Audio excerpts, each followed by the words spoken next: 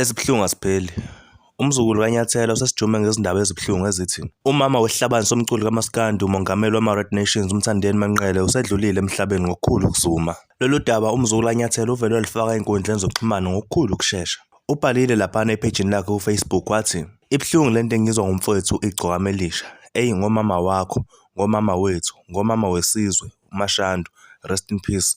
uNkulunkulu athumele ingelosi zezulu zimhlangabeze emasangweni ezulu. Usebenzela umhlaba." Lawo bengamazwi noma bewumbhalo obubhalwe umzukulu Kanyathela ephejini lakhe kuFacebook. uMthandeni bengasho lutho ngalolu daba futhi bengakabhali lutho ephejini lakhe mayelana nalolu daba. Khona ukhomentile ephejini likaMzukulu Kanyathela wathi, "Qhawe lami kubuka sengathi ayikho lento, i-fake page le exoxa izindaba ezingekho." Amazwi enduduzo alokhu engenile aphuma kubalandeli bakaMthandeni nakubalandeli bakaMzukulu Kanyathela.